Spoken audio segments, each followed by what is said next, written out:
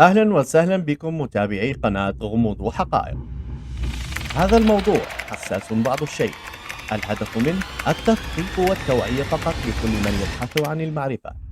الإنترنت المظلم أو الدارك ويب مفهوم لا يعني عند البعض إلا وسيلة لخرق القانون وانتشار الجريمة والشرور، فهو يحتوي على أقصى نزوات البشر شرا وأكثرها شذوذا ودمارا. وعلى الناحية الأخرى يعني الإنترنت المظلم المزيد من الخصوصية والحرية، حيث يقولون: من حقي أن أتصفح الإنترنت بعيدا عن العيون المراقبة.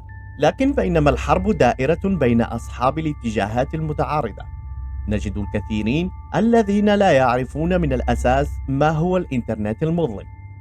في الحقيقة الإنترنت المظلم هو أداة مثل أي أداة، يمكنك أن تستخدمه بأكثر من طريقة، ويمكنك أيضا أن تختار ألا تستخدمه من الأساس.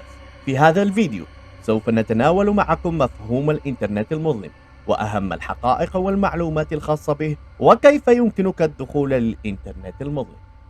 لكن قبل ذلك المرجو الاشتراك في قناة غموض وحقائق وتفعيل الجرس ليصلك كل جديد. ينقسم الإنترنت المظلم إلى قسمين. القسم الأول حيث توجد البيانات السرية لأجهزة الاستخبارات وأجهزة الشرطة، إذ تحتفظ بمعلومات كثيرة كسجلات الأمن والجرائم والخطط العسكرية، وفيها أيضا معلومات الشركات الخاصة والشبكات المغلقة الغير القابلة للأرشفة على محركات البحث العامة. أما القسم الثاني وهو الإنترنت العميق، أي ما يعرف بالديب ويب، فيشكل النسبة والحجم الأكبر بالنسبة للإنترنت ككل، وهو عالم لا يخضع لأي رقابة، وذلك لتعذر تعقبه من قبل السلطات أو تعقب مستعمليه. فتعقب مواقع الإنترنت المظلم ومستعمليه يمكن أن يكون مستحيلا إذا تم استخدامه بالطريقة الصحيحة. ماذا يوجد في الإنترنت المظلم؟ بما أن هذا العالم لا يخضع لأي رقابة، لتعذر وصول السلطات واستحالة تعقبه وتعقب مستخدميه إذا استعملوه بالطريقة الصحيحة، فهو يستخدم كسوق سوداء وكمكان لتبادل المعلومات الممنوعة التي يعاقب عليها القانون. ومن بين هذه الأمور تعليم صناعة واستخدام الأسلحة والمتفجرات وحتى الأسلحة البيولوجية، تعليم الاختراق وتبادل البرمجيات الممنوعة كالفيروسات والثغرات والتطبيقات الخبيثة، مواقع وبيع شراء المخدرات، وهي أكثر ما تنشط التجارة فيها عبر الإنترنت المظلم. هناك أيضا مواقع مختصة بالتزوير والمعاملات الرسمية المزيفة، ومواقع تبادل الكتب والفيديوهات المسروقة. ولا تستغرب من وجود مواقع للتواصل الاجتماعي بين مستخدمي هذا الإنترنت إلى محركات بحث خاصة بالإنترنت العميق، حيث ذكر موقع ويكيبيديا في دراسة أن 15.4% من محتوى الإنترنت المظلم يتعلق فقط بالمخدرات، 9% للمتاجر الإلكترونية الموجودة فيها، بالإضافة ل 6.2 لتبادل ومقايضة العملة الإلكترونية الافتراضية والمعروفة بالبيتكوين. أمثال حية ومخيفة. أغلب تجارة المخدرات اليوم تتم عبر الإنترنت المظلم، وأشهر موقع كان يقوم بهذا هو موقع سكي رو، الذي قبضت الشرطة الأمريكية على القائمين عليه عام 2013، وقدرت أرباحهم آخر سنتين بمبلغ 1.2 مليار دولار. كما أن هناك قتلة مأجورين كما يظهر تماما في الأفلام، حيث يعملون بإرسال صورة الضحية إلى القاتل والاتفاق معه على سعر معين، وبعدها يرسل القاتل صورة الضحية مقتولة ليستلم نقوذه من مشتري الخدمة. وهناك أيضا مخترقي حسابات البنوك والحسابات الشخصية، حتى إن أردت سرقة شيء ثمين فممكن، فهناك لصوص محترفون يتقاضون أجرا مقابل عمليات الصدق. كما أن هناك مواقع خاصة لبيع المسروقات على الإنترنت، وموقع تجارب بشرية يعمل رواده بخطف المتشردين من الشوارع واستخدامهم بالتجارب العلمية، ويضعون معلوماتهم في لوائح للمهتمين بالقيام بتجارب كهذه. وهناك أيضا مواقع التجار بالبشر وبالنساء خاصة، حيث ترسل قوائم بكل المواصفات التي يطلبها الزبون ليختار كما يحلو له، والمفجع أكثر، سوق الأطفال على الإنترنت المظلم، وهو أكثر انتشارا بحسب دراسة قامت بها جامعة بورتموث البريطانية في يناير 2004، حيث كشف أن أكثر المحتوى المتبادل على شبكة طور هو إباحية الأطفال، ثم يليها الأسواق السوداء التي تبيع المخدرات والأسلحة بأنواعها وحتى للتجارة بالبشر وبالأعضاء البشرية.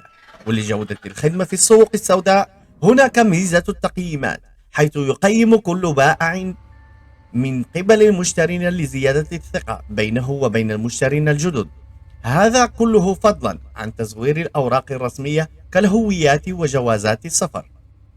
وقد أكدت دراسة أخرى قامت بها جامعة كينغز كوليدج البريطانية عام 2019 هذه المعلومات، وأن معظم استخدام لشبكة طور أو أونيون تتبادل محتوى غير شرعي. وقد تذهب الأمور لأبعد من ذلك في موقع مخصص لمشاركة تجارب أكل لحوم البشر، حيث يعلق الناس ويكتبون عن تجاربهم بأكل لحم البشر لأول مرة. الشيطان الحزين هي لعبة غير تقليدية، قد تصلك عبر رابط على صندوق بريدك الإلكتروني كدعوة لتجربتها، وقد تم تصنيفها كلعبة مرعبة آتية من الجانب المظلم في الإنترنت. اللعبة ليس لها بداية وليس لها نهاية، وفكرتها أن تدخل في غرفة إلى ضمن متاهة كبيرة بدون أي سبب. قد يغلق عليك الباب فجأة وتسمع أصواتا لأطفال يصرخون، يضحكون أو يبكون، وترى أحدهم وتحمله وقد يختفي فجأة من بين يديك لتتفاجأ بعشرات النسخ من هذا الطفل في الغرفة المجاورة.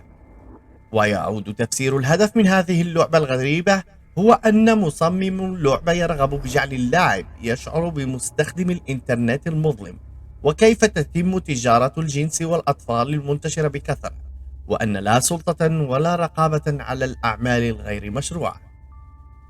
قد تتساءل مع نفسك: هل من الممكن الدخول إلى الإنترنت المظلم؟ في الحقيقة هناك مواقع بمجرد دخولك عليها تقوم باختراق جهازك وبالوصول إلى ملفاتك وحساباتك الشخصية مباشرة، لكن لا يمكن عمل هذا إلا إذا كنت متصلا عبر شبكة طور لإخفاء هويتك. لذلك مدى الأمان هنا يعتمد على طريقة استخدامك وعلى سبب استخدامك له، لكن من المفضل اتباع هذه النصائح العامة إن أردت استكشاف الإنترنت المظلم. أولا، لا تستخدم بريدك الإلكتروني الخاص نهائيا ولأي سبب من الأسباب. ثانيا، يجب عليك تجنب استخدام الأسماء التي نستخدمها في الإنترنت الذي نعرفه. ثالثا، تجنب إعطاء أي نوع من المعلومات الشخصية لأي أحد على الإنترنت. وأخيرا، لا تفتح أي ملف قمت بتحميله من الإنترنت المظلم في جهاز متصل بالإنترنت، ويفضل استخدام جهاز وهمي مفصول عن الشبكة للقيام بذلك. حسنا، هل لا زلت مصرا على ولوج الإنترنت المظلم؟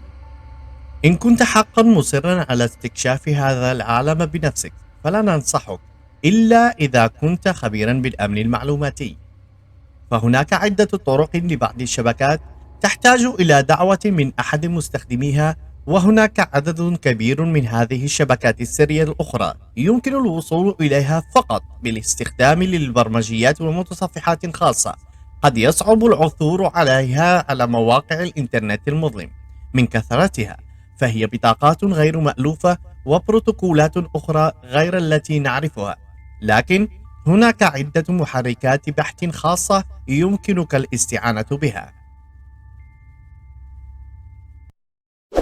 إذا أعجبك الفيديو لا تبخل علينا بالاشتراك وتفعيل الجرس.